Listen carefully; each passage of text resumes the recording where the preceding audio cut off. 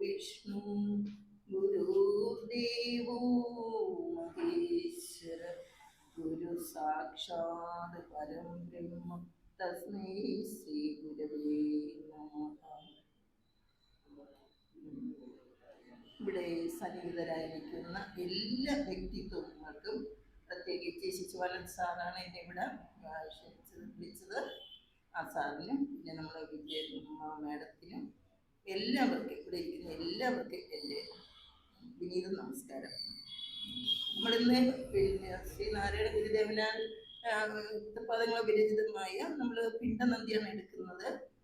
പിന്നെ അതെനിക്ക് നല്ലവണ്ണം എടുക്കണമെന്നുണ്ട്, പക്ഷെ എനിക്ക് 2 മാസം കൊണ്ട് ഈ ഇത് ഡെങ്കിപ്പനി വന്ന് അതിൻ്റെ ഇത് ഇതുവരെ വിട്ട് മാറിയിട്ടില്ല.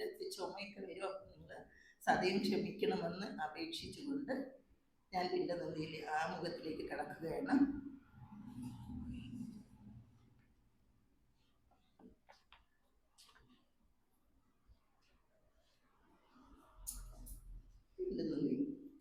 ഭാരതീയരായ നാം ആരും അറിയാതെ പോയ ഒരു ഉപനിഷത്താണ് ഗർഭോപനിഷത്ത്.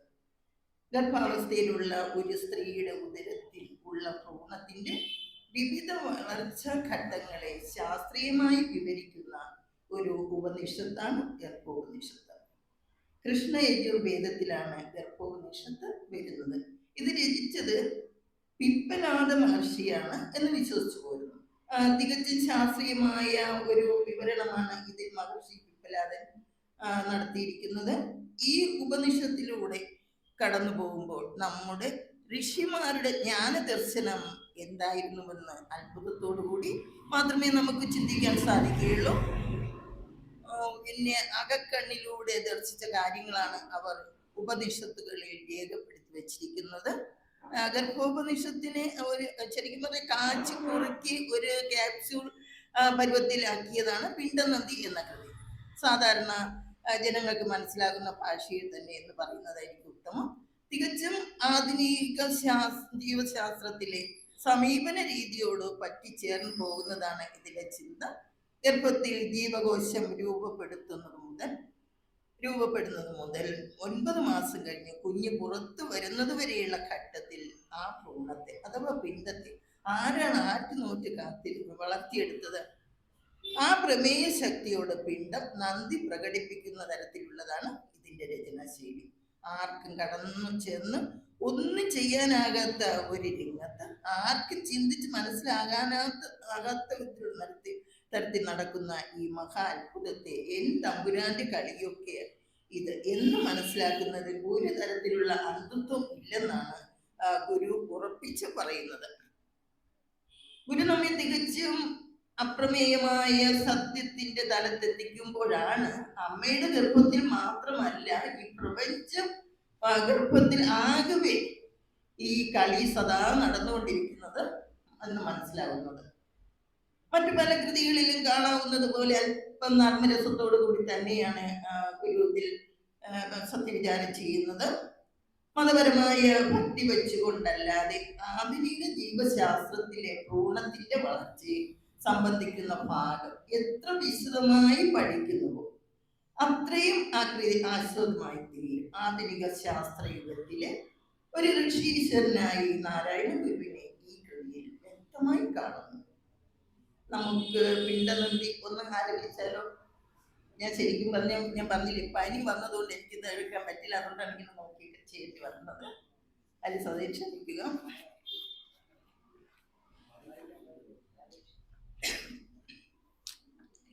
ആദ്യം നമുക്കൊന്ന് ആലപിക്കാം ഈ കൃതി. ഗർഭത്തിൽ വച്ചു ഭഗവാൻ അടിയന്റെ പിണ്ടം എപ്പേരുമൻപൊടു വളർത്ത കൃപാലുവല്ലി കൽപ്പിച്ച പോലെ വരുമെന്നു നിനച്ചു കണ്ടിട്ട് അർപ്പിച്ചിടുന്നടിയനൊക്കെയും അങ്ങു ശംഭു. മണ്ണും ജലം കനലും അമ്പരമോട് കാറ്റും എണ്ണിപ്പിടിച്ചറയിലിട്ടെരിയും കൊളുത്തി ദണ്ഡപ്പെടുത്തും ഒരു ദേവത ഇങ്കൽ നിന്നിൻ പിണ്ടത്തിനന്ന് അമൃതു നൽകി വളർത്ത ശംഭു. കല്ലിനകത്തു കുടിവാഴും ഒരൽപ്പം ജന്തു ഒന്നല്ല നിന്റെ കൃപയെന്നറിയിച്ചിടുന്നു. അല്ലിക്കുടത്തിലമരുന്ന അമരേന്ദ്രനും മറ്റെല്ലാരും ഇങ്ങിതിലിരുന്നു വളർന്നിരുന്നു. ബന്ധുക്കളില്ല ബലവും ധനവും നിനക്കിൽ, എന്തൊന്നുകൊണ്ടിത് വളർന്നതഹോ വിചിത്രം. എന്തമ്പുരാന്റെ കളിയൊക്കെ ഇതെന്നറിഞ്ഞാൽ അന്തത്വമില്ലതിനു നീ അരുളിയിടു ശംഭോ. 4-5 മാസം ഒരുപോൾ നയനങ്ങൾ വച്ചു കാലെന്റെ കയ്യിലണയാതെ വളർത്തി നീയെ. കാലം കഴിഞ്ഞു കരുവിങ്കൽ ഇരുന്നു ഞാൻ ആ കാലം നിലച്ചു കരയുന്നിതു കേൾക്ക ശംഭോ. രേതസ്സു തന്നെ ഇതു രക്തമൊടും കലർന്നു നാദം തിരണ്ടുരുവതായി നടുവിൽ കിടന്നേ. മാതാവുമില്ല അവിടെയൊന്നു പിതാവുമില്ല, എൻ താതൻ വളർത്തിയവനാണിവനെന്നു ശംഭു. അന്നുള്ള വേദന മറന്നതു നന്ന്, ഉണർന്നാൽ ഇന്നിങ്ങു തന്നെരിയിൽ വീണു മരിക്കുമയ്യോ. പൊന്നപ്പനൊന്നു പൊറിവാതിലൊരഞ്ചുമിട്ടു തന്നിട്ടു തന്നെ ഇതും ഇന്നറിയുന്നു ശംഭു. എൻ തള്ള എന്നെ അകമേ ചുമടായി കിടത്തി വെന്തുള്ളഴിഞ്ഞു വെറുതെ നെടുവീർപ്പുമിട്ടു നൊന്തിങ്ങു പെറ്റു നരി പോലെ കിടന്നു കൂറുന്നു. എന്താവതിങ്ങടിയനൊന്നരുളിയിടു ശംഭു. എല്ലാം അറിഞ്ഞു ഭഗവാൻ ഇവനിന്നെടുത്തു ചൊല്ലേണമോ ദുരിതമൊക്കെ അകറ്റണേ നീ. എല്ലാരും ഇങ്ങടിയനം ഒഴിയുന്നുവെങ്കിൽ എല്ലാം കളഞ്ഞെരുതിലേറി വരുന്ന ശംഭു.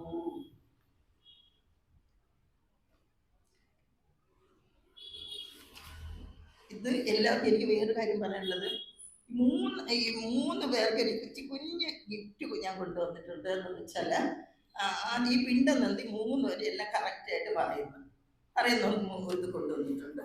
പിന്നെ ദൈവദശനം ആലപിക്കുന്നത് ഒരു ഗിഫ്റ്റ് കൊണ്ടുവന്നിട്ടുണ്ട്. അങ്ങനെ ഇതുകൊണ്ട് കഴിയുന്നവർ പറയുക. ഇല്ലാത്തൊരു എനിക്കൊരു ഉദ്ദേശം എന്തെന്ന് വെച്ചാൽ ഇതെങ്കിലും കാണാതെ പഠിക്കണം. നമ്മൾ ദൈവദശവും പിണ്ടനന്ദി രണ്ടും പഠിക്കണം. പഠിച്ചതിന് ശേഷം ഇനി ഒരു തെറ്റ് വന്നാലും കുഴപ്പമില്ല കേട്ടോ. അങ്ങനെ കഴിയും. നമ്മളെല്ലാവരും തെറ്റിലൂടെ തന്നെ ശരിയിലേക്ക് വരുന്നത്. അതുകൊണ്ട് ഇപ്പൊ നമുക്ക് ആദ്യത്തെ ശ്ലോകത്തിലേക്ക് കിടക്കാം. മന്ത്രം, ശ്ലോകം, പദ്യം ഇതെല്ലാം ഗുരുവിൻ്റെതായതുകൊണ്ട് നമ്മൾ മന്ത്രം എന്ന് പറയുന്നതായിരിക്കും ഏറ്റവും നല്ല ഇത്. നമുക്ക് പക്ഷെ അറിയാതെ വന്നു പോകും, പദ്യം എന്നൊക്കെ വന്നു പോകും, അതിന് സാരമില്ല. ഗർഭത്തിൽ വച്ചു ഭഗവാൻ അടിയന്റെ പിണ്ടം എപ്പേരും അൻപൊടു വളർത്ത കൃപാലുവല്ലി. കൽപ്പിച്ച പോലെ വരുമെന്നു നിനച്ചു കണ്ടിട്ട് അർപ്പിച്ചിടുന്നു അടിയനൊക്കെയും അങ്ങു ശംഭു. ഗർഭത്തിൽ വച്ചു ഭഗവാൻ അടിയന്റെ പിണ്ടം എപ്പേരും അൻപൊടു വളർത്ത കൃപാലുവല്ലി. കൽപ്പിച്ച പോലെ വരുമെന്ന് നിനച്ചു കണ്ടിട്ട് അർപ്പിച്ചിടുന്നു അടിയൻ ഒക്കെയും അങ്ങു ശംഭു. കുറച്ചൊക്കെ അറിയാന്നുള്ളവർക്ക് ഇത് പഠിക്കാൻ പറ്റും, ഇവിടെ പറയാനും പറ്റും എന്ന് ഞാൻ വിശ്വസിക്കുന്നു. അപ്പൊ ഇതെന്തും ഞാൻ പിന്നെ ഇവിടെ വിജയമ്മ സൂചിപ്പിച്ചതുപോലെ വലിയ പ്രഭാഷകയൊന്നും അല്ല. ഞാൻ ഒത്തിരി ക്ലാസ് ഒക്കെ എടുത്തിട്ട് വന്നിട്ട്, ഓൺലൈൻ ക്ലാസ് എടുത്തിട്ടുണ്ട്. അല്ല, പ്രഭാഷണം 1-2 പ്രാവശ്യം അങ്ങനെയൊക്കെ പറഞ്ഞിട്ടുള്ളൂ. അതും കൂടെ ഞാൻ പറയാം. ഇല്ലെങ്കിൽ ഞാൻ നന്നായിട്ട് പറയും എന്ന് വിചാരിക്കാം. അതിൽ വലിയതില്ല. അപ്പൊ ഇതിന്റെ ഇത് അല്ലയോ ശംഭോ, എപ്പോഴും നല്ലത് മാത്രം ഭവിപ്പിക്കുന്നവനെ ഗർഭത്തിൽ കിടന്ന അവസരത്തിൽ എന്റെ പിണ്ടത്തെ അഥവാ അടിയന്റെ ഭ്രൂണത്തെ എല്ലാവിധ കരുതലോടും കൂടി കാരുണ്യപൂർവ്വം വളർത്തിയെടുത്ത കൃപാലുവാണല്ലോ അങ്ങ്. അവിടെ നിന്ന് എടുക്കുന്ന തീരുമാനങ്ങൾ മാത്രമേ നടപ്പിലാവൂ എന്ന് ഉറച്ചു വിശ്വസിക്കുന്ന അങ്ങയിൽ ഞാൻ എന്റേതായ എല്ലാം സമർപ്പിക്കുന്നു. ഒന്ന് ചിന്തിച്ചു നോക്കിയാൽ ഈ പിണ്ടം എപ്പോൾ ഉണ്ടാകുന്നുവെന്ന് അച്ഛനോ അമ്മയ്ക്കോ അറിയില്ല. അങ്ങ് കാരുണ്യത്തോടുകൂടി വളർത്തിയെടുക്കുന്നതിൻ്റെ ആ മഹാത്മ്യം ചിന്തിക്കുന്തോറും അതിശയോക്തി തന്നെയാണ്. ഗർഭത്തിൽ കിടക്കുമ്പോഴും പിറന്നു കഴിഞ്ഞതിന് ശേഷവും ഇമ ചിമ്മാതെ അടിയന്റെ പിണ്ടത്തെ കാത്തു സൂക്ഷിച്ച അങ്ങയോട് എങ്ങനെയാണ് ഞാൻ നന്ദി പ്രകടിപ്പിക്കേണ്ടത്? ഈ ഭക്തൻ ഭഗവാന്റെ മുന്നിൽ തന്റെ ശരീരം മാത്രമല്ല അർപ്പിക്കുന്നത്, ഈ പ്രപഞ്ചം മുഴുവൻ ഒന്നായി കണ്ട്, വെവ്വേറെയല്ല ഒന്നായി കണ്ട് സർവവും അർപ്പിക്കുകയാണ് ചെയ്യുന്നത്. ഗർഭത്തിൽ വച്ചു ഭഗവാൻ അടിയന്റെ പിണ്ടം എപ്പേരുമൻപൊടു വളർത്ത കൃപാലുവല്ലി കൽപ്പിച്ച പോലെ വരുമെന്നു നിനച്ചു കണ്ടിട്ട് അർപ്പിച്ചിടുന്നു അടിയനൊക്കെയും അങ്ങു ശംഭോ. ഇനി നമുക്ക് രണ്ടാമത്തെ മന്ത്രത്തിലേക്ക് കടക്കാം. മണ്ണും ജലം കനലും അമ്പരമോട് കാറ്റും എണ്ണിപ്പിടിച്ചറയിലിട്ടെരിയും കൊളുത്തി ദണ്ഡപ്പെടുത്തും ഒരു ദേവത ഇങ്കൽ നിന്നൻ പിണ്ടത്തിനന്ന് അമൃത് നൽകി വളർത്ത ശംഭു. മണ്ണും ജലം കനലും അമ്പരമോട് കാറ്റും എണ്ണിപ്പിടിച്ചു അറയിലിട്ട് എരിയും കൊളുത്തി ദണ്ഡപ്പെടുത്തും ഒരു ദേവത ഇങ്കൽ നിന്നിൻ പിണ്ടത്തിൽ അമൃതി നൽകി വളർത്ത ശംഭു. നമ്മുടെ ശരീരം പഞ്ചഭൂതങ്ങൾ കൊണ്ടാണ് ഉണ്ടാക്കിയിട്ടുള്ളത്. നമുക്ക് ഏവർക്കും അറിയാവുന്നതാണ്. അതായത് ഭൂമി, ആകാശം, ജലം, അഗ്നി, വായു എന്നിവയെ വേണ്ട അനുപാതത്തിൽ ചേർത്ത് ജീവന്റെ അഗ്നി കൊളുത്തി ദണ്ഡപ്പെടുത്തുന്ന ദുർദേവതകളിൽ നിന്നും എന്നെ രക്ഷപ്പെടുത്തി അമൃതത്വം നൽകി, അതായത് ജീവൻ നിലനിർത്തി ഒരു രീതിയിലും ദോഷം വരുത്താതെ എന്നെ സംരക്ഷിച്ച അല്ലയോ ശംഭു, നീ മാത്രമാണ് എന്റെ രക്ഷകൻ. ഗർഭമാകുന്ന അവയ്ക്കുള്ളിൽ പ്രകൃതിയുടേതായ പഞ്ചഭൂതങ്ങളെ എണ്ണിപ്പിടിച്ച് നിക്ഷേപിച്ച് അതിൽ പുരുഷന്റേതായ തീ കൊളുത്തിയിരിക്കുന്നു. അങ്ങനെ ഉണ്ടാകുന്ന സ്ഫോടന പ്രക്രിയ തുടർന്നുകൊണ്ടിരിക്കുന്നു. ഇതിനെ നാം പ്രപഞ്ചമെന്നും ജീവിതമെന്നും വിളിക്കുന്നു. ഒന്നൊന്നായി എണ്ണി എണ്ണി തൊട്ടെണ്ണും പൊരുളൊഴുകിയാൽ ദൈവദേശത്തിലാണ്. ഇവിടെ തൊട്ടെണ്ണുന്നത് എന്താ? ഈ പ്രപഞ്ച ദൃശ്യങ്ങളെയാണ്. ശബ്ദ സ്പർശ രൂപ രസഗന്ധങ്ങളിലൂടെ അറിയുന്ന ലോകത്തെയാണ് ദൃശ്യലോകം എന്ന് പറയുന്നത്. ഇന്ദ്രിയങ്ങളിലൂടെ എണ്ണുന്ന കാഴ്ചകളൊന്നും സത്യമല്ലെന്ന് ഗുരു ഇവിടെ വ്യക്തമാക്കുന്നു.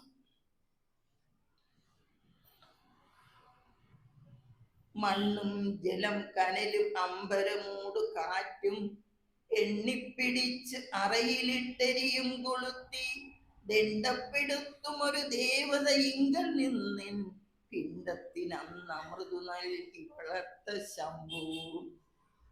ഞാൻ ചോദിക്കട്ടെ, എല്ലാവരും എന്തെങ്കിലും മനസ്സിലാകുന്നുണ്ടാ? അതിനെ നോക്കി നോക്കി അങ്ങനെ വല്ല തോന്നുന്നുണ്ടാ? അടുത്ത് നമുക്ക് മൂന്നാമത്തെ മന്ത്രത്തിലേക്ക് പോകാം.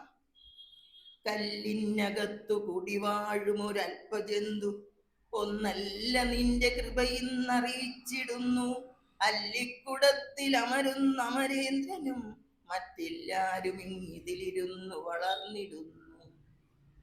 കല്ലിനകത്തു കുടിവാഴും ഒരൽപ്പജന്തു ഒന്നല്ല നിന്റെ കൃപ ഇന്ന് അറിയിച്ചിടുന്നു. അല്ലിക്കുടത്തിൽ അമരുന്ന അമരേന്ദ്രനും മറ്റെല്ലാവരും ഇങ്ങിതിലിരുന്ന് വളർന്നിടുന്നു എന്നാണ്. അപ്പൊ കല്ലിനകത്ത് കുടിവാഴുന്ന ഒരൽപ്പജന്തു, അതായത് നമ്മൾ ഒരു കല്ലിങ്ങനെ കിടക്കുമ്പോൾ അതിനെ ഉയർത്തുമ്പോൾ കുഞ്ഞു കുഞ്ഞു ജീവികൾ ഇങ്ങനെ ഒന്ന് പോകുന്ന കണ്ടിട്ടില്ലേ? അപ്പൊ അതെന്ന് വെച്ചാൽ അത് ചെറിയ ജീവികൾ തൊട്ട് അല്ലിക്കുടത്തിൽ അമരുന്ന അമരേന്ദ്രൻ. അല്ലിക്കുടത്തിൽ എന്ന് സൂചിപ്പിക്കുന്നത് കൊണ്ട് നമുക്ക് ബ്രഹ്മാവിനെ തന്നെ ആണെന്ന് ഞാൻ വിശ്വസിക്കാം. കാരണം ചിലര് ദേവേന്ദ്രൻ എന്ന് പറയുന്നുണ്ട്. നമുക്കൂടെ എനിക്ക് പ്രധാനിയായ ബ്രഹ്മാവ് എന്ന് പറയുന്നതായിരിക്കും ശരിയെന്ന് തോന്നിയാലാണ് അങ്ങനെ പറയുന്നത്. എന്ന് വെച്ചാൽ എല്ലാം ഒരേപോലെ ഒന്നുപോലെ വളർത്തുന്നു. പാമരനെന്നോ പണ്ഡിതനെന്നോ ദരിദ്രനെന്നോ സമ്പന്നനെന്നോ ഒരു വ്യത്യാസമില്ലാതെ ഒന്നായി കണ്ട് സംരക്ഷിക്കുന്നു. ഇങ്ങനെ സമഭാവേന വർത്തിക്കുന്ന അല്ലയോ ശംഭു, ഞാൻ നിന്നെ വണങ്ങുന്നു. കല്ലിനകത്തു കുടിവാഴും ഒരൽപ്പജന്തു ഒന്നല്ല നിന്റെ കൃപയിന്നറിയിച്ചിടുന്നു. അല്ലിക്കുടത്തിൽ അമരുന്ന അമരേന്ദ്രനും മറ്റെല്ലാരും ഇതിലിരുന്നു വളർന്നിടുന്നു. ഇനി നമുക്ക് നാലാമത്തെ മന്ത്രത്തിലേക്ക് കിടക്കാം. ബന്ധുക്കളില്ല ബലവും ധനവും നിനക്കിൽ എന്തൊന്നുകൊണ്ടിത് വളർന്നതഹോ വിചിത്രം. എൻ തമ്പുരാന്റെ കളിയൊക്കെ ഇതെന്നറിഞ്ഞാൽ അന്തത്വമില്ല അതിനു നീ അരുളീടു ശംഭു. ബന്ധുക്കളില്ല ബലവും ധനവും നിനക്കിൽ എന്തൊന്നുകൊണ്ടിതു വളർന്നതോ വിചിത്രം. എൻ തമ്പുരാന്റെ കളിയൊക്കെ ഇതെന്നറിഞ്ഞാൽ അന്തത്വമില്ലതിന് നീ അരുളീടു ശംഭു. ഒന്നാലോചിച്ചു നോക്കിയാൽ ഗർഭത്തിൽ ഭ്രൂണാവസ്ഥയിൽ കിടന്നപ്പോൾ എന്നെ രക്ഷിക്കാൻ ബന്ധുക്കളോ ധനശേഷിയോ ബലമോ ഒന്നും ഉണ്ടായിരുന്നില്ല. എന്നിട്ട് ഞാൻ വളർന്നു പൂർണ്ണത പ്രാപിച്ചു. ഇതൊക്കെ അതിശയോക്തി തന്നെയല്ലേ? എല്ലാം തമ്പുരാനായി നിന്റെ കളികൾ തന്നെയാണെന്നതിൽ യാതൊരു സംശയവുമില്ല. ഈ സത്യം തെളിഞ്ഞു കിട്ടിയാൽ യാതൊരു അന്ധത്വവുമില്ല. അങ്ങനെ അന്ധത്വം ഇല്ല, അന്ധത്വം എന്ന് വെച്ചാൽ അജ്ഞത ഇല്ലാതായി സത്യം തെളിഞ്ഞു കിട്ടുന്നതിന് നിന്റെ അനുഗ്രഹം അനിവാര്യമാണ്. അത് ഒട്ടും കുറയ്ക്കാതെ എന്നിൽ ചൊരിയണമേ. അകവും പുറവും തിങ്ങും മഹിമാവ് ആർന്ന നിൽപ്പത് എല്ലായിടത്തും തിങ്ങി നിറഞ്ഞു നിൽക്കുന്നത് അങ്ങ് മാത്രമാണ്. ഇതൊന്നും അറിയാത്തവർ അന്ധത്വം അഥവാ അജ്ഞത നിമിത്തം അഹങ്കരിച്ച് നടക്കുന്നു. എല്ലാം എന്റേത് എന്റേത് ആ ഒരു ചിന്ത എല്ലാവരിലും ഉണ്ട്. എന്റെ അമ്മ, എന്റെ അച്ഛൻ, സ്വത്തുക്കളൊക്കെ എന്റേത് എന്ന് ചിലര് പറഞ്ഞു കേട്ടിട്ടുണ്ട്. 3 തലമുറയ്ക്ക് കഴിക്കാനുള്ളത് ഞങ്ങള് പിന്നെ ഞാൻ ഉണ്ടാക്കിയിട്ടിട്ടുണ്ടെന്ന്. എന്തിനാണെന്ന് എനിക്ക് മനസ്സിലാകുന്നില്ല. കാരണം എന്താണെന്ന് വെച്ചാൽ ഈ സ്വത്ത് ഇതൊക്കെ എന്ത് ചെയ്യും, മടിയന്മാരായി ജീവിപ്പിക്കാനേ ഉതവുള്ളൂ മക്കളെയും ചെറുമക്കളെയും. അപ്പൊ ഇതിങ്ങനെ ഇതൊക്കെ വരുമ്പോഴത്തേക്ക് ഇപ്പൊ തന്നെ വയനാട്ടിൽ ഇത്രയൊക്കെ ഉണ്ടായി, അത് കുറച്ചും കൊടുക്കുക. അല്ലാതെ ഇങ്ങനെ എന്തെങ്കിലുമൊക്കെ നാശനഷ്ടങ്ങൾ ഉണ്ടാക്കുന്ന കൊടുക്കാതിരുന്നാല് നമുക്ക് ഈ പണം കൊണ്ട് എന്ത് ഉപയോഗമുണ്ട് എന്ന് പലപ്പോഴും ചിന്തിച്ചിട്ടുണ്ട്. ആരും കൊടുക്കത്തില്ല, എല്ലാം എടുത്ത് വെച്ചിരിക്കും. നമ്മളിങ്ങനെ എന്താ വെച്ചാൽ കുറച്ച് കാലത്തേക്കുള്ള ജീവിതം, നമ്മുടെ ആത്മാവ് ചൈതന്യം ഇതിലാണ് നമ്മളിങ്ങനെ ജീവിക്കണം. ശിവം ഇതൊക്കെ പറയും, ഇതാണ് നമ്മളിലുള്ളത്. ശരീരം പോലും നമ്മുടേതല്ല. അപ്പൊ നമ്മൾ എന്ത് ചെയ്യണം? ആ ഉള്ളത് ആവശ്യക്കാർക്ക് കൊടുക്കുമ്പോഴാണ് അത് പണത്തിന്റെ വില അറിയുന്നത്. അത് മാത്രമല്ല, ഇപ്പൊ നമ്മളിൽ എല്ലാം ഉണ്ട്. ആത്മാവ് ശിവം ആണ് പറയുന്നത്. ഈ ശിവം അങ്ങ് വിട്ടുപോയാൽ നമ്മൾ ഇനി എന്താവും? ശവമായി തീരും. അപ്പൊ ആ ഒരു ഓർമ്മ ആരും ഇപ്പൊ ഇല്ല. എല്ലാരും ഞാൻ സുന്ദരി, ഞാൻ എനിക്ക് പൈസ ഉണ്ട് എന്നുള്ള രീതിയിലാണ് ഇവിടെ എല്ലാവരും നടക്കുന്നത്. പിന്നെ അതുപോലെ തന്നെ നമ്മുടെ അകത്ത് ഭ്രൂണമായി കിടക്കുമ്പോഴും നമുക്ക് വിശപ്പുണ്ടായിരുന്നു അല്ലേ? അത് അമ്മ കഴിക്കുന്ന ആഹാരവും ശ്വസിക്കുന്ന പ്രാണനും കരുതലും എല്ലാം കൂടി ചേർന്നതാണ് അപ്പോഴുള്ള നമ്മുടെ ഇത് ചേർന്നതാണ്. നമ്മുടെ അപ്പോഴത്തുള്ള വസ്ത്രം ഏതാണ്? അമ്മയുടെ ഗർഭപാത്രവും അതിനകത്ത് നമ്മെ പൊതിഞ്ഞിരിക്കുന്ന ഉൽപദ്രവം എന്ന ദ്രാവകവും. അത് നമ്മെ ഉൽപദ്രവം, അത് നമ്മെ ചൂടിൽ നിന്നും തണുപ്പിൽ നിന്നും വലിയ വലിയ ആഘാതങ്ങൾ ഉണ്ടാകുമ്പോൾ അതിൽ നിന്നും ഒക്കെ നമ്മളെ രക്ഷിച്ചു കൊണ്ടിരിക്കും. അന്ന് നമ്മൾ പൊതിഞ്ഞിരുന്ന ആ ജലത്തിൽ സവിശേഷമായ ഒരു സംരക്ഷണ കവചം പോലെയാണത്. ഏതോ ഒരു കരുതൽ അമ്മയിൽ നിന്നും പോഷണത്തിനെയും പ്രാണവായുവിനെയും കൊണ്ടുവന്നു. ആ കരുതൽ അല്ലയോ ശംഭു, അങ്ങ് തന്നെയല്ലേ ആ കരുതൽ? ബന്ധുക്കളില്ല ബലവും ധനവും നിനക്കിൽ എന്തൊന്നുകൊണ്ടിത് വളർന്നതോ വിചിത്രം. എൻ തമ്പുരാന്റെ കളിയൊക്കെ ഇതെന്നറിഞ്ഞാൽ അന്തത്വമില്ലതിനു നീ അരുളീടു ശംഭു. എന്നിട്ട് 5ാമത്തെ മന്ത്രത്തിലേക്ക് നോക്കാം. 4-5 മാസം ഒരുപോൾ നയനങ്ങൾ വച്ചു കാലെന്റെ കയ്യിലണയാതെ വളർത്തി നീയെ. കാലം കഴിഞ്ഞു കരുവിങ്കലിരുന്നു ഞാൻ ആ കാലം നിനച്ചു കരയുന്നിതു കേൾക്ക ശംഭു. 4-5 മാസം ഒരുപോൽ നയനങ്ങൾ വച്ചു കാലെന്റെ കയ്യിലണയാതെ വളർത്തി നീയെ. കാലം കഴിഞ്ഞു കരുവിങ്കലിരുന്നു ഞാൻ ആ കാലം നിനച്ചു കരയുന്നിതു കേൾക്ക ശംഭു.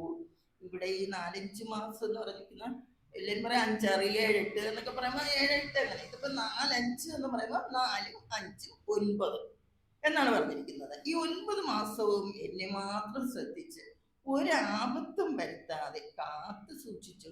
അന്ന് ഞാൻ ഗർഭപാത്രത്തിനുള്ളിൽ എങ്ങനെ കഴിഞ്ഞുകൂടി. എനിക്ക് ഉണ്ടാകുന്ന വിഷമം ഏറെയാണ് ചിന്തിച്ചപ്പോൾ. ഒരു ചെറിയ സഞ്ചിക്കകത്ത് കിടന്ന് അങ്ങോട്ടും ഇങ്ങോട്ടും തിരിയാൻ പറ്റാതെ ആ, ഒരു അതൊക്കെ ചിന്തിക്കുമ്പോൾ എനിക്ക് സങ്കടം ഏറെയാണ്. ശംഭോ, അങ്ങ് ഇതൊന്നും കാണുന്നില്ലേ, കേൾക്കുന്നില്ലേ? അങ്ങക്കല്ലാതെ എന്റെ വിഷമം തീർക്കാൻ മറ്റാർക്കും കഴിയില്ല. ലോകത്തെല്ലാവരെയും ദുഃഖം തീർത്ത്, എല്ലാവരുടെയും ദുഃഖം തീർത്ത് ശുഭകരമായ കാര്യങ്ങൾ മാത്രം ചെയ്തു കൊടുക്കുന്ന അല്ലയോ ശംഭു, ഈ ഉള്ളവന്റെ ദുഃഖം കൂടി തീർത്ത് തരണമേ. 4-5 മാസം ഒരുപോൽ നയനങ്ങൾ വച്ചു കാലെന്റെ കയ്യിലണയാതെ വളർത്തി നീയെ. കാലം കഴിഞ്ഞു കരുവിങ്കലിരുന്നു ഞാൻ ആ കാലം നനച്ചു കരയുന്നത് കേൾക്ക ശംഭു. ഇനി നമുക്ക് 6-ാം മന്ത്രത്തിലേക്ക് ശ്രദ്ധ പതിപ്പിക്കാം. രേതസ്സു തന്നെ ഇതു രക്തമൊടും കലർന്നു നാദം തിരണ്ടുരുവതായി നടുവിൽ കിടന്നേൻ. മാതാവുമില്ല അവിടെയൊന്നു പിതാവുമില്ല, എൻ താതൻ വളർത്തിയവനാണിവനിന്നു ശംഭു. രേതസ്സു തന്നെ ഇതു രക്തമൊടും കലർന്നു നാദം തിരണ്ടുരുവതായി നടുവിൽ കിടന്നേൻ. മാതാവുമില്ല അവിടെയൊന്നു പിതാവുമില്ല, എൻ താതൻ വളർത്തിയവനാണിവനിന്നു ശംഭു. ഇത് എനിക്ക് തോന്നുന്ന പിണ്ടം കൃതിയില്ല ഏറ്റവും പ്രധാനപ്പെട്ട ശ്ലോകം എന്നാണ് എനിക്ക് തോന്നുന്നത്. കാരണം ഇത് നമ്മൾ കേൾക്കുമ്പോഴും അതിന്റെ മീനിങ് അറിയുമ്പോൾ നമ്മൾ അറിയാതെ നമുക്കൊരു മനസ്സിനൊരു ആർദ്രത, ഒരു എന്താ പറയുക, ഒരു കഴിഞ്ഞുപോയ കാലങ്ങൾ ഇങ്ങനെ ഓർമ്മയിൽ ഓടിയെത്തുന്നത് പോലെ നമുക്കൊരു തോന്നലുണ്ടാകുന്നത് ഈ മന്ത്രം കേൾക്കുമ്പോഴാണ്. രേതസ്സു തന്നെ ഇതു രക്തമൊടും കലർന്നു. അച്ഛനിൽ നിന്നുള്ള പുരുഷ ബീജവും അമ്മയിൽ നിന്നുള്ള അണ്ടവും ചേർന്ന് ഒന്നായി അറിവിന്റെ ആദ്യ രൂപമായി 9 മാസം ഞാൻ അമ്മയുടെ ഗർഭപാത്രത്തിൽ കിടന്നിരുന്നുവല്ലോ. അന്ന് എന്റെ ഉത്തരവാദിത്തം ഏറ്റെടുക്കാൻ എന്റെ അച്ഛനോ അമ്മയോ ആരും ഉണ്ടായിരുന്നില്ല. ഉണ്ടായിരുന്നത് എന്റെ യഥാർത്ഥ താതനായ ശംഭു മാത്രമാണ്. നാദം തിരണ്ടുരുവതായി. ബീജവും അണ്ടവും ന്യൂക്ലിയസ് ചേരുമ്പോൾ ഒരു പ്രണവ ശബ്ദം കേൾക്കാം. എന്ന് വെച്ചാൽ ഓങ്കാര ശബ്ദം. ഓങ്കാര ശബ്ദം അത് കേൾക്കുന്നു. അത് ആദ്യം ശബ്ദമാണ് ഉണ്ടായത്, ആദിയിൽ വചനമുണ്ടായി എന്ന് നാം കേട്ടിട്ടില്ല. അതേപോലെ അത് തന്നെ അതിവിടെ ഓർക്കത്തക്ക വിധം നല്ല ഒരു തന്മയത്വമായാണ് ഗുരുദേവൻ രചിച്ചിരിക്കുന്നത്. ഇത് ശരിക്കും പറഞ്ഞാൽ നമ്മൾ ഒരുപാട് വേദനകൾ സഹിച്ചാണ് കുട്ടികളെ പ്രസവിക്കുന്നത്. അപ്പോഴത്തേക്ക് നമ്മൾ എന്ത് ചെയ്യും, അത് ദാരിദ്ര്യമൊന്നും അറിയിക്കേണ്ട കുട്ടികളെ എന്നിട്ട് വളർത്താം എന്ന് വെച്ചാൽ അത് നമ്മൾ കഷ്ടപ്പെടുന്നത് കുട്ടികളെ അറിയാതെ വളർത്തിയാൽ അതിലുണ്ടാകുന്ന ദോഷം എന്ന് വെച്ചാൽ അവര് വലുതാകുകയും ചെയ്യും, നമ്മൾ സംരക്ഷണത്തിന് ആഗ്രഹിക്കുകയും ചെയ്യുന്ന സമയത്ത് നമുക്ക് ആരും കാണത്തില്ല. കുട്ടികൾക്ക് അറിയില്ല നമ്മൾ എന്തുമാത്രം കഷ്ടപ്പെട്ടാണ് വളർത്തിയത്. നമ്മളെ അറിയിക്കാതല്ലേ വളർത്തുന്നത്. പിന്നെ എങ്ങനെ അവരെ അറിയും? അപ്പൊ ഞാൻ പറയുന്നത് ഏത് കാര്യങ്ങൾ ഇപ്പൊ ചിലരറിയും ആൺകുട്ടികൾ ഇതൊന്നും കേൾപ്പിക്കണ്ട, എല്ലാം കേൾപ്പിക്കണം. ഈ ആൺകുട്ടികളാണ് കൂടുതൽ നമുക്ക് ആശിക്കാവല്ലോ. പെൺകുട്ടികളാകുമ്പോൾ അവരുടെ കല്യാണം കഴിയാത്തവരാണെങ്കിൽ അവരുടെ അന്യന്റെ പൈസ നമ്മൾ ഉപയോഗിക്കുന്ന തെറ്റല്ലേ എന്ന് വെക്കുന്നത്. അപ്പം നമ്മൾ കൂടുതൽ ആൺകുട്ടികളെ തന്നെ മനസ്സിലാക്കിപ്പിക്കണം എന്നാണ് എൻ്റെ അഭിപ്രായം. അതുകൊണ്ട് നമ്മൾ മക്കളെയൊക്കെ അടുത്ത് വിളിച്ചിരുത്തി അവർക്ക് ഓരോ കാര്യങ്ങളും പറഞ്ഞു, മോനെ നമ്മൾ ഇത്രയും കഷ്ടപ്പെട്ടാണ് നിങ്ങൾ ഫീസ് കൊടുക്കണം, ഇത്രയും അമ്മ അവിടെ പോയിരുന്നില്ല. പിന്നെ എന്നിട്ട് ഇത് പറയുമ്പോൾ അവർക്ക് നമ്മോടൊരു എന്താ പറയുക, ഒരു സ്നേഹം തോന്നും, ഒരു വിഷമം തോന്നും, നമ്മളൊരു സ്നേഹം തോന്നും. ആ സ്നേഹമൊക്കെ വളർത്തിയെടുക്കണം. ഉണ്ടാക്കണമെങ്കിൽ അമ്മയും അച്ഛനും കൂടെ ഇതാക്കിയാലേ പറ്റത്തുള്ളൂ. അതെൻ്റെ റിക്വസ്റ്റാണ്. രേതസ്സു തന്നെ ഇതു രക്തമൊടും കലർന്നു നാദം തിരണ്ടുരുവതായി നടുവിൽ കിടന്നേൻ. മാതാവുമില്ല അവിടെയൊന്നു പിതാവുമില്ല, എൻ താതൻ വളർത്തിയവനാണിവനെന്നു ശംഭു. ഇനി നമുക്ക് 7-ാമത്തെ മന്ത്രത്തിലേക്ക് വരാം. അന്നുള്ള വേദന മറന്നതു നന്നു ഉണർന്നാൽ ഇന്നിങ്ങു തന്നെരിയിൽ വീണു മരിക്കുമയ്യോ. പൊന്നപ്പനന്നു പൊറിവാതിലൊരഞ്ചു വിട്ടു തന്നിട്ടു തന്നെ ഇതുമിന്നറിയുന്നു ശംഭു. അന്നുള്ള വേദന മറന്നതു നന്നു ഉണർന്നാൽ ഇന്നിങ്ങു തന്നെരിയിൽ വീണു മരിക്കുമയ്യോ. പൊന്നപ്പൻ അന്നു പൊറിവാതിലൊരഞ്ചു വിട്ടു തന്നിട്ടു തന്നെ ഇതും ഇന്നറിയുന്നു ശംഭു. അല്ലയോ ശംഭു, ഞാൻ അമ്മയുടെ ഗർഭപാത്രത്തിൽ കിടന്നിരുന്ന കാലത്ത് അനുഭവിച്ചിരിക്കാൻ ഇടയുള്ള യാതനകൾ എന്തൊക്കെയാണെന്ന് ഇപ്പം ഓർക്കാൻ കഴിയാത്തത് നന്നായി. ആ ഓർമ്മ തെളിഞ്ഞു വന്നാലുള്ള അവസ്ഥ, അയ്യോ എനിക്കത് ഓർക്കാൻ പോലും വയ്യ. ഒരു വൻ തീക്കുണ്ടത്തിൽ ചെന്ന് വീണ് മരിക്കാനിടയാകുന്നത് പോലുള്ള അനുഭവമായിരുന്നു. ഞാൻ അവിടെ കിടക്കുമ്പോൾ അറിവിന്റെ 5 വാതിലുകളായ മനസ്സ്, ബുദ്ധി, ചിത്തം, അഹങ്കാരം, ഇപ്പൊ ഈ 4 ഇത് ചേർന്നതാണ് അന്ധകരണം. അന്ധകരണത്തിന്റെ സത്തയുടെ ഭാഗമാണ്. ലൗകിക ലൗകികത്തിൽ പൊന്നിനുള്ള മൂല്യം എത്രയാണോ അത്രയും മൂല്യം ആധ്യാത്മികയിലുണ്ടെന്ന് ശംഭുവാണ് അറിയിച്ചത്. അങ്ങനെയുള്ള ശംഭു അങ്ങ് പൊന്നപ്പൻ എന്ന വാക്കിനെ തികച്ചും അർത്ഥനാണ്. അപ്രമേയനായ നീ ഒരുക്കി വെച്ച അപ്രമേയമായ ഈ ജീവിത വ്യവസ്ഥയെ പറ്റി ചിന്തിച്ച് ആശ്ചര്യം തോന്നുന്നു. സർവം ശംഭുമയം എന്ന വെളിവ് ജീവിതത്തെ പരമാനന്ദ അനുഭവമാക്കി തീർക്കട്ടെ. അന്നുള്ള വേദന മറന്നത് നന്ന് ഉണർന്നാലിഞ്ഞു തന്നെരിയിൽ വീണു മരിക്കുമയ്യോ. പൊന്നപ്പനൊന്നു പൊറിവാതിലൊരഞ്ചമിട്ടു തന്നിട്ടു തന്നെ ഇതുമെന്നറിയുന്നു ശംഭു. നമുക്ക് 8ാം മന്ത്രത്തിലേക്ക് വരാം. എൻ തള്ള എന്നെ അകമേ ചുമടായി കിടത്തി വെന്തുള്ളഴിഞ്ഞു വെറുതെ നെടുവീർപ്പുമിട്ടു നൊന്തിങ്ങു പെറ്റു നരി പോലെ കിടന്നു പോവുന്നു എന്താവതിങ്ങടിയനൊന്നരുളിയിടു ശംഭു. എൻ തള്ള എന്നെ അകമേ ചുമടായി കിടത്തി വെന്തുള്ളഴിഞ്ഞു വെറുതെ നെടുവീർപ്പും ഇട്ടു നൊന്തിങ്ങു പെറ്റു നരി പോലെ കിടന്നു പോവുന്നു എന്താവതിങ്ങടിയനൊന്നരുളിയിടു ശംഭു. ഞാൻ അമ്മയുടെ ഗർഭപാത്രത്തിൽ കിടന്നപ്പോൾ എൻ്റെ അമ്മ എന്നെ ഒരു ഭാരമായി ഉള്ളിൽ വഹിച്ചുകൊണ്ട് നടന്ന് കഷ്ടപ്പെട്ടു. അതേസമയം മറുവശത്ത് എന്നെ കുറിച്ചുള്ള ആ മൃദുല വികാരങ്ങളും ആകാംക്ഷയും ആനന്ദവും ഒക്കെ കൊണ്ട് നെടുവീർപ്പിട്ടിട്ടുണ്ടാവണം. ഒക്കെ കഴിഞ്ഞ് അസഹ്യമായ നോവ് സഹിച്ച് പ്രസവിച്ചപ്പോഴോ ഞാനൊരു നരിയെപ്പോലെ കിടന്ന് കരയാനും തുടങ്ങി. അമ്മയ്ക്ക് പ്രസവിക്കുന്നതിലുള്ള വേദനയുടെ കരച്ചിൽ, കുഞ്ഞിന് പിറന്നതിലുള്ള വേദന കൊണ്ടുള്ള കരച്ചിൽ, ജീവിതത്തിലുള്ള തുടക്കത്തിലുള്ള കരച്ചിൽ, മരണത്തിലേക്കുള്ള കരച്ചിലൂടെയാണ് ഒരവസാനം ഉണ്ടാകുക. ഇതിനെയാണ് സംസാര ദുഃഖം എന്ന് പറയുന്നത്. അല്ലയോ മംഗളത്തെ മാത്രം ഭവിപ്പിക്കുന്നവനെ, ഇതിൻ്റെ ഒക്കെ അർത്ഥം എന്തെന്ന് അടിയനും മനസ്സിലാകും വിധം ഒന്ന് അരുളി ചെയ്യണമേ. എൻ തള്ള എന്നെ അകമേ ചുമടായി കിടത്തി വെന്തുള്ളഴിഞ്ഞു വെറുതെ നെടുവീർപ്പുമിട്ടു നൊന്തിങ്ങു പെറ്റു നരി പോലെ കിടന്നു പോവുന്നു എന്താവതിങ്ങടിയനൊന്നരുളിയിടു ശംഭു. ഇനി നമുക്ക് 9ാമത്തെ മന്ത്രത്തിലേക്ക് പോവാം. എല്ലാം അറിഞ്ഞു ഭഗവാൻ ഇവനിന്നെടുത്തു ചൊല്ലേണമോ ദുരിതമൊക്കെ അകറ്റണേ നീ.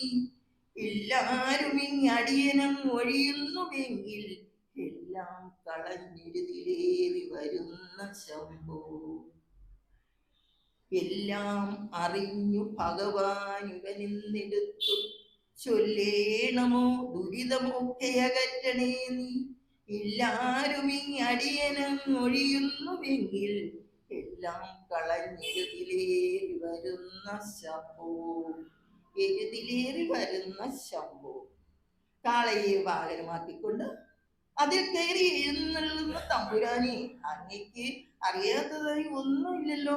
ജീവിതത്തിലെ എല്ലാ ദുഃഖങ്ങളും ഇല്ലാതാക്കി തരണമേ എന്ന് മാത്രമേ എനിക്ക് അങ്ങയോട് പ്രാർത്ഥിക്കാനുള്ളൂ. ഈ ദുഃഖങ്ങൾ ഇല്ലാതാക്കുന്നതിന് സഹായിയായി ഈ ലോകത്ത് എനിക്ക് ആരുമില്ല. അങ്ങും കൂടി കൈയിടുകയാണെങ്കിൽ എനിക്ക് മറ്റാരെയും ആശ്രയിക്കാനില്ലാതെ ഞാൻ എല്ലാം നഷ്ടപ്പെട്ടവനായി മാറും. അങ്ങേക്ക് എന്നിൽ കാരുണ്യം ഉണ്ടാകണമേ. നിന്റെ സ്വരൂപം അറിവാണെന്ന് എല്ലാവർക്കും അറിവുള്ളതാണ്. ഏകത്വ അനുഭവമാണ് ഈ സകല ദുഃഖങ്ങൾക്കുള്ള പരിഹാരമാർഗം എന്നൊക്കെ പറഞ്ഞാണ് പിണ്ടം ശംഭുവിനോട് നന്ദി പ്രകടിപ്പിക്കുന്നത്.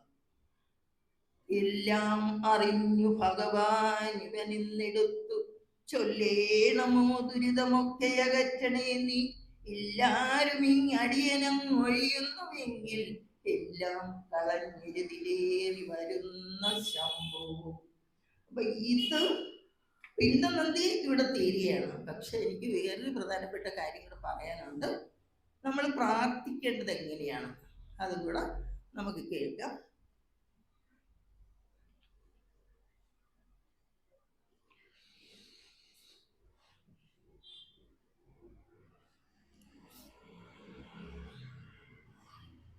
അപ്പൊ നമുക്ക് ചില സമയത്ത് തോന്നിയിട്ടുണ്ട് പ്രാർത്ഥനയോളം വലുതായി മറ്റൊന്നുമില്ലെന്ന്. എന്ന് തൊട്ടാണ് തോന്നി തുടങ്ങിയതെന്ന് ആർക്കെങ്കിലും പറയാമോ പൂർണ്ണമായിട്ട്? പ്രാർത്ഥനയാണ് ഏറ്റവും വലുതെന്ന് എന്ന് തൊട്ടാണ് തോന്നി തുടങ്ങിയത്? കൊറോണ കാലം അല്ലേ? കൊറോണ കാലം വന്നപ്പോൾ വീട്ടിലിങ്ങനെ ഇരിക്കാൻ തുടങ്ങിയപ്പോൾ പ്രാർത്ഥിച്ച് നമുക്ക് അപ്പോഴാണ് നമ്മുടെ ദുഃഖം ഗുരുവിൻ്റെ ഗുരു നടപ്പിലാക്കണമെന്ന് വിചാരിച്ച എല്ലാ കാര്യങ്ങളും ആ അവസരത്തിലാണ് നടന്നത്. അതുകൊണ്ട് അപ്പം അതിനും ഒരു മാരക രോഗം തന്നെ ആണ് നമ്മളെ പഠിപ്പിച്ചത്. എന്താണ് പ്രാർത്ഥന? എങ്ങനെയാണ് പ്രാർത്ഥിക്കേണ്ടത്? നാമും ദൈവവും ഒന്നായി മാറിയിരിക്കുന്നു എന്നാര് പറഞ്ഞിട്ടുണ്ട്? ഗുരു പറഞ്ഞിട്ടുണ്ട് അല്ലെ? ഗുരു പറഞ്ഞിട്ടുണ്ട് ഞാനും ദൈവവും ഒന്നായി മാറിയിരിക്കുന്നു വെച്ചാൽ പ്രാർത്ഥിക്കുന്നത് കൊണ്ടാണ്. പ്രാർത്ഥിച്ചതിന് ശേഷമാണ് അങ്ങനെ പറഞ്ഞത് ഗുരുവിന്റെ വാക്ക്. ഗുരു എന്താണ് പ്രാർത്ഥിച്ചത്? നമ്മൾ എങ്ങനെയാണ് പ്രാർത്ഥിക്കുന്നത്? ഈ രണ്ട് അറിവിന്റെയും തിരിച്ചറിവിൽ എത്തുമ്പോഴാണ് നമുക്കറിയാൻ കഴിയുന്നത് ഈ ജീവിതം പ്രകൃതിയോട് ചേർന്ന് നിന്നാണെന്ന അറിവിലെത്തുമ്പോഴാണ് ഗുരുവിന്റെ പ്രാർത്ഥന ആകുന്നത്. അപ്പൊ നമ്മൾക്ക് ആകുന്നത് പ്രാർത്ഥിക്കുന്ന ആകാശം വേറെ, ഭൂമി വേറെ, അഗ്നി വേറെ, മൃഗങ്ങൾ വേറെ, പക്ഷിലതാദികൾ വേറെ, എല്ലാം വേറെ വേറെ എന്ന് വെച്ചാൽ പ്രാർത്ഥിക്കുന്നു. അപ്പോ എല്ലാം ഏകമായി കണ്ട് ഗുരു പ്രാർത്ഥിക്കുന്നു. അങ്ങനെ ഒന്നായി നിന്നുകൊണ്ടുള്ള പ്രാർത്ഥനയും ഭിന്നമായി നിന്നുകൊണ്ടുള്ള പ്രാർത്ഥനയും തമ്മിലുള്ള വ്യത്യാസം കൊണ്ടാണ് നമ്മുടെ പ്രാർത്ഥന ഫലിക്കാതെ പോകുന്നത്. അതായത് ദ്വൈതവും അദ്വൈതവും തമ്മിലുള്ള വ്യത്യാസമാണ്.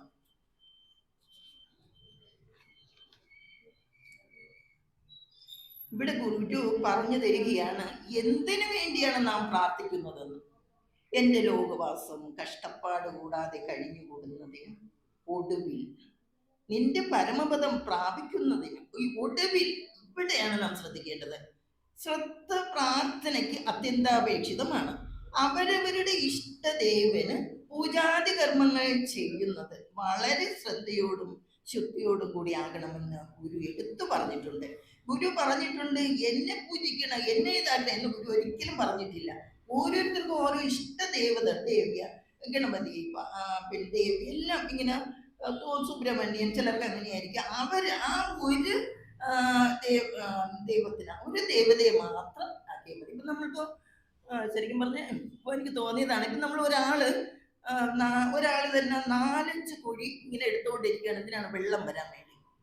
വേറൊരാൾ ഒരു കുഴി മാത്രം എടുത്തുകൊണ്ടിരിക്കുകയാണ് വെള്ളത്തിന്. അപ്പൊ ആര് കുഴിക്കുന്ന കുഴിയിലാണ് വെള്ളം ആദ്യം വരുന്നത്? അപ്പൊ അതൊന്ന് നമ്മൾ ചിന്തിച്ച് നോക്കിയാൽ മതി. ഇതൊന്നിൽ കിടന്നല്ല ഞാൻ ചിന്തിച്ചതാണ്. അപ്പൊ അതൊന്ന് നോക്കുമ്പോ ആദ്യം ഒരു ദൈവത്തെ മാത്രം നമ്മൾ ഇതാക്കിയാൽ നമുക്കിവിടെ പിന്നെ അതിന്റെ മോശം നമുക്ക് അതിന്റെ ഫലം കിട്ടും. അത് അപ്പൊ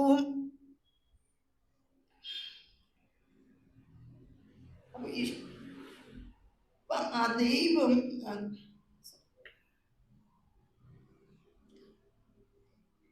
അവരവരുടെ ഇഷ്ടദേവന് പൂജാതി കർമ്മങ്ങൾ ചെയ്യുന്നത് വളരെ ശ്രദ്ധയോടും ശുദ്ധിയോടും കൂടി ആകണമെന്ന് ഗുരു എടുത്ത് പറഞ്ഞിട്ടുണ്ട്. ഗുരു പറയുന്നു നീ സത്യമാണ്, ജ്ഞാനവും ആനന്ദവും ഒക്കെ നീ തന്നെയാണെന്ന്. ഇങ്ങനെ ഒന്നൊന്നായി തൊട്ടെണ്ണുമ്പോൾ ഏതിനെയൊക്കെയാണോ തൊട്ടെണ്ണുന്നത് അതൊക്കെ തന്നെ ദൈവമാണ്, അതൊക്കെ ദൈവം തന്നെയാണ്. ഇനി പ്രാർത്ഥിക്കാൻ നമുക്കൊരു ഉപാധി വേണം. അതാണ് ഭക്തി. ഭക്തി എങ്ങനെയാണ് ഉണ്ടാക്കേണ്ടത്? ഭക്തി ആദ്യം അവരവരുടെ ഇഷ്ടദേവനെ മനസ്സിൽ കൊണ്ടുവരണം. അപ്പൊ പ്രാർത്ഥിക്കാൻ ഒരു ഭക്തി വേണം. ഭക്തി നമ്മൾ എങ്ങനെ ഉണ്ടാക്കിയെടുക്കുന്ന വെച്ചാൽ നമ്മുടെ ഇഷ്ടദേവനെ നമ്മുടെ മനസ്സിലേക്ക് കൊണ്ടുവരണം.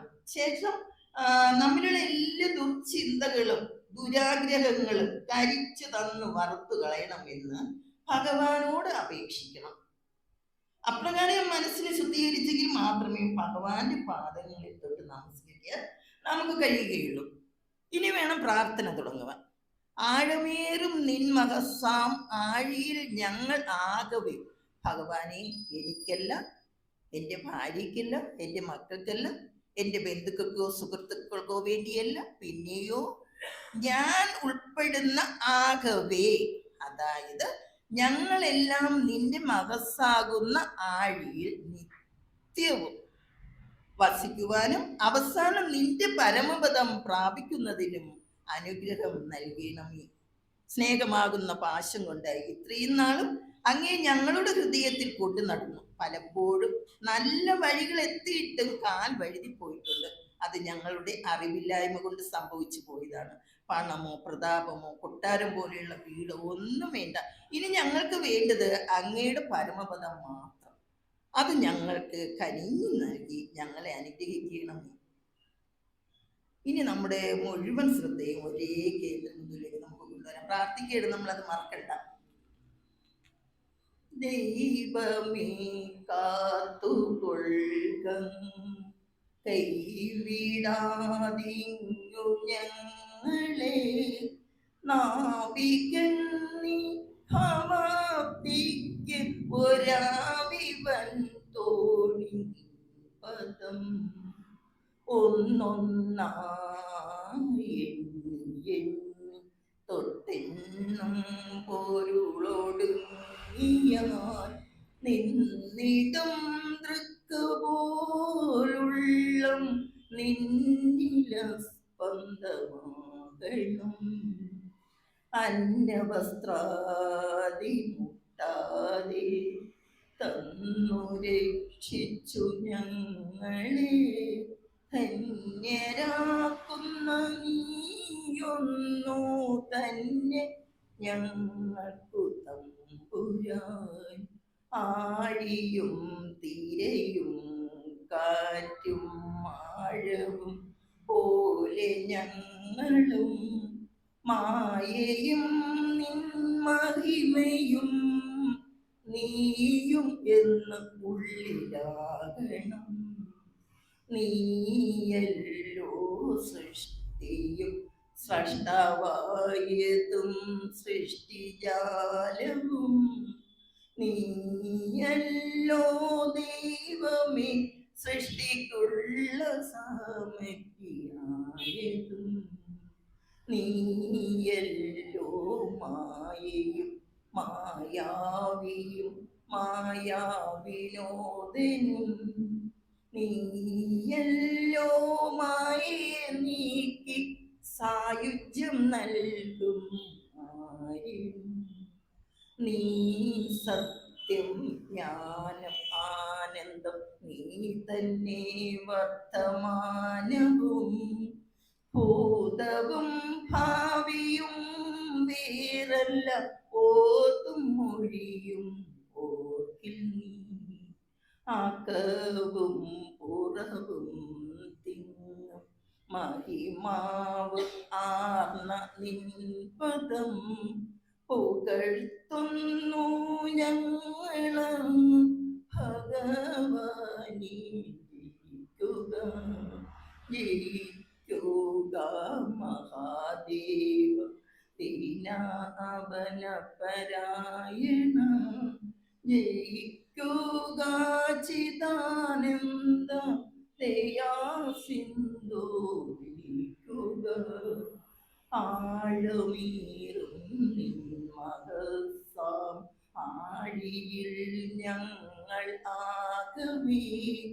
ആഴണം വാഴണം നിത്യം, വാഴണം വാഴണം സുഖം. എല്ലാവർക്കും സുഖം ഉണ്ടാവാൻ വേണ്ടിയാണ് പ്രാർത്ഥിച്ചത്. പക്ഷെ ഇതോട് അവസാനിക്കണം വിചാരിച്ച് എങ്കിൽ പോലും എനിക്ക് ചിലയിടത്ത് നമ്മൾ പോകുമ്പോൾ ഭയങ്കര പണ്ഡിതനെ നല്ല അറിവുള്ളവരെന്ന് തോന്നിക്കുന്നവര് ഈ ദൈവദശകം തെറ്റിച്ചേ പറയും. ഒരു തെറ്റെങ്കിലും ഇല്ലാതെ ഒരാൾ ആലപിക്കണം ഞാൻ ഇതുവരെ കണ്ടിട്ടില്ല. സത്യമാണ് പറയുന്നത്. അതുകൊണ്ടാണ് ഞാൻ പറയുന്നത്. അപ്പൊ അതിന്റെ ഒരു ചെറിയ ഇത് എന്ത് ചെയ്തുകൂടാ എന്നും കൂടെ അതിനായിട്ട് ഇട്ടിട്ടുണ്ട്. അപ്പൊ ദൈവദശകത്തിലെ ഓരോ വരിയിലും 8 അക്ഷരങ്ങളാണുള്ളതെന്ന് എല്ലാവർക്കും അറിയാമായിരിക്കും. 8 അക്ഷരങ്ങൾ. ഈ 8 അക്ഷരങ്ങളില് പിന്നെ അതേ കണക്കിന് നാവികന്നി ഭവാബ്ദിക്ക് ഒരാവിവൻ തോടി നിൻപദം എന്നൊരിതുണ്ട്. അപ്പൊ എന്നോട് നല്ല അറിവുള്ളവര്, ഞാൻ പേര് പറയാൻ എല്ലാവർക്കും അറിയാന്നുള്ളതാണ്, എന്നോട് ചോദിച്ചു അങ്ങനെ വരുമ്പോഴത്തേക്ക് ഇവിടെ 9 അക്ഷരമായി പോയില്ലേ, മറ്റേ 8 അക്ഷരം എല്ലാത്തിലും 8 അപ്പൊ ഒരു ആവി. അപ്പൊ ഞാൻ പറഞ്ഞു ഒരു ആവിയല്ല അവിടെ, സോറി ആവിയല്ല, രാവി എന്നാണ് വരുന്നത്. രാവി, ഒരു ആവി എന്ന്, അതിന് നമ്മള് ആവിയാണ് അവിടെ. അതുകൊണ്ട് അതുകൊണ്ട് 9 അക്ഷരം വന്നെന്ന് പറഞ്ഞ് ഒരു കുഴപ്പമില്ല എന്ന് ഞാൻ അവിടെ പറഞ്ഞു കൊടുത്തു. പിന്നെ എനിക്ക് പറയാനുള്ളത്, ധന്യരാക്കുന്ന നീ ഒന്നു തന്നെ, നീ ഒന്നു തന്നെ, അത് ഒന്നിച്ച് പറയേണ്ടതാണ്. പിന്നെ അവിടെ ഗ്യാപ്പിന്റെ ആവശ്യം വരുന്നില്ല. അതേപോലെ ആഴിയും തിരയും കാറ്റും ആഴവും, ഇത് തുല്യ പ്രാധാന്യം കൊടുത്ത് പറയണം. അടുത്തത് മായയും നിൻ മഹിമയും നീയും എന്ന ഉള്ളിലാകണം എന്നതാണ് ശരി. പിന്നെ എല്ലാവരും ചിലർ ആദ്യ കാലങ്ങളിലൊക്കെ പറഞ്ഞുകൊടുക്കുന്ന എന്നുള്ളിലാകണമെന്ന്, എല്ലാവരും അങ്ങനെയാണ് പറഞ്ഞുകൊണ്ടിരുന്നത്, എനിക്ക് ഓർമ്മയുണ്ട്. അപ്പൊ ഞാനൊക്കെ കുഞ്ഞുനാളിലേക്ക് എൻ്റെ അമ്മയൊക്കെ 5 മണിക്ക് പിന്നെ ഗുരുസ്തവം കേട്ടാണ് ഉണരണേക്ക് ഞാനൊക്കെ. അപ്പൊ അതും ഇതിന്റെ കൂടെ ഈ ദൈവദശം അതും തെറ്റിച്ച് തന്നെ പറഞ്ഞുകൊണ്ടിരുന്നത്, എല്ലാവരും അങ്ങനെയാണ്.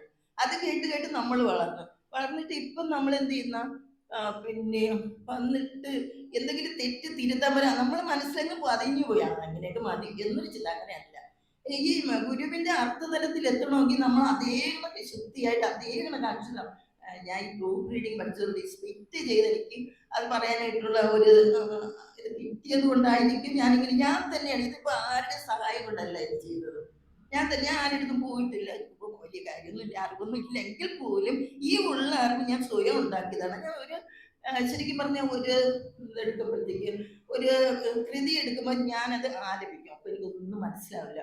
പിന്നെ ഞാൻ രണ്ടാമതും ആലപിക്കും, അതൊക്കെ സമയം ഉണ്ടായിരുന്നു അപ്പോഴാണ്.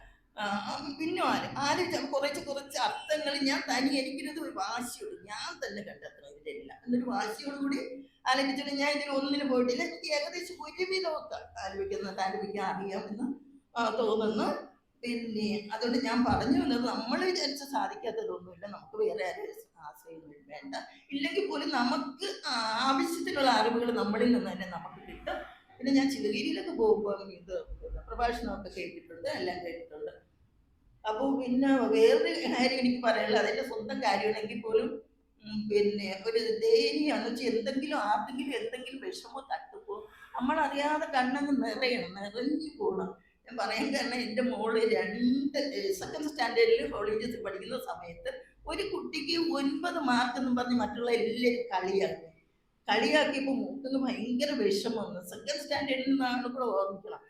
അപ്പോൾ എല്ലാവരും കളിയാക്കിയപ്പോൾ ഈ മോളൊന്നും എടുക്കരുത്, പിന്നെ ആ കുട്ടിയുടെ പറഞ്ഞ് പഠിപ്പിച്ചു തരാമെന്ന് പറഞ്ഞ് ആ കുട്ടി വിളിച്ചുകൊണ്ട് വന്ന് ഒരു വിഷ ചുവട്ടിൽ കോളേജസിൻ്റെ അവിടെ കൊണ്ടുവന്ന് പഠിപ്പിച്ചു.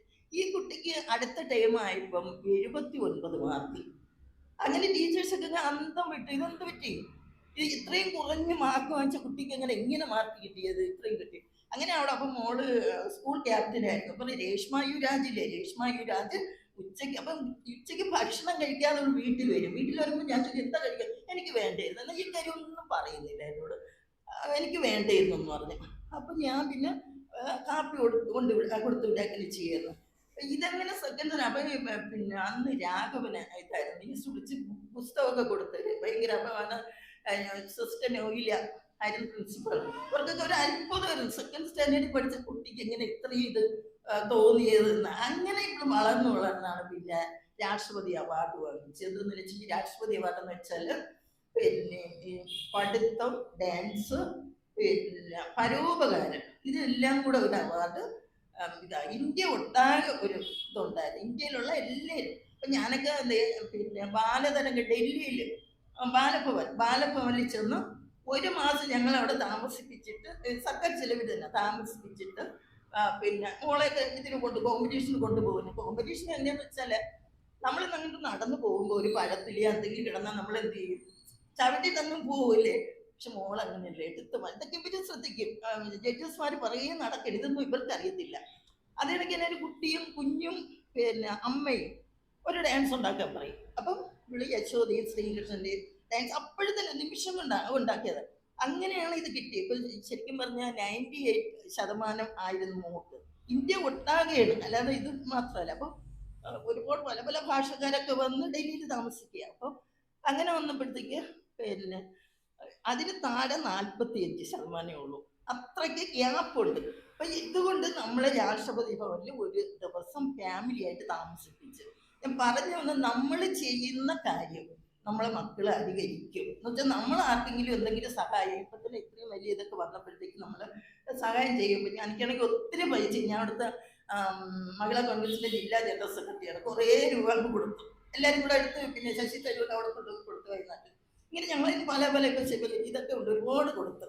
കൊടുത്തോണ്ട് പറയണില്ല, സന്തോഷമായിട്ട് തന്നെയാണ് കൊടുത്തത്, അതല്ല ഞാൻ പറയുന്നത്. അപ്പൊ ഇങ്ങനെ നമ്മൾ ചെയ്യുന്ന കാര്യങ്ങൾ നമ്മളെ കുട്ടികൾ കാണുമ്പോൾ അത് പഠിച്ച് അവരും ആ രീതിയിൽ വരും. മക്കൾക്ക് വേണ്ടിയാണ് നമ്മൾ ജീവിക്കുന്ന എല്ലാവരും, അല്ലേ? അപ്പോൾ ആ രീതിയിൽ നമുക്ക് ഇത് പോകണം. പിന്നെ ഞാൻ ഈ വേറൊരു കാര്യം ചോദിച്ചോട്ടെ, പിന്നെ ഇവിടെ ആർക്കെങ്കിലും അറിയാവോ പിന്നൊന്ന് ധ്യാനിപ്പിക്കാൻ? ആരെങ്കിലും ഒന്ന് ആലപിക്കുമോ? എന്നിട്ട് നമുക്ക് ഇല്ല, ഞാനത് പൂർത്തീകരിച്ചില്ല, അത് പിന്നെ മതിയില്ലല്ലേ, ഇത് കഴിഞ്ഞിട്ട് പൂർത്തീകരിച്ചിട്ട് മതി അല്ലേ? ഇപ്പൊ തരാം. എന്നിട്ട് ഇതാട്ടെ സാധനം ഇവിടെ ഉണ്ടായിരുന്നല്ലേ, ഞാൻ കേട്ടില്ല.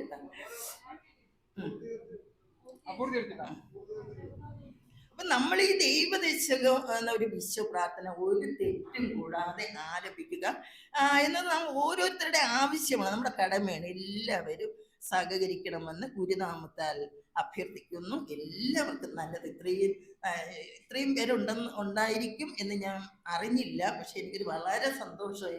കേക്ക് എത്രയും പേരുണ്ടായല്ലോ, അതൊരു വളരെ സന്തോഷം. എന്തെങ്കിലും ആർക്കെങ്കിലും എന്തെങ്കിലും കുറച്ചെങ്കിലും മനസ്സിലായിട്ടുണ്ടെങ്കിൽ അതിൻ്റെ എനിക്ക് ഭയങ്കര സന്തോഷമാണ്.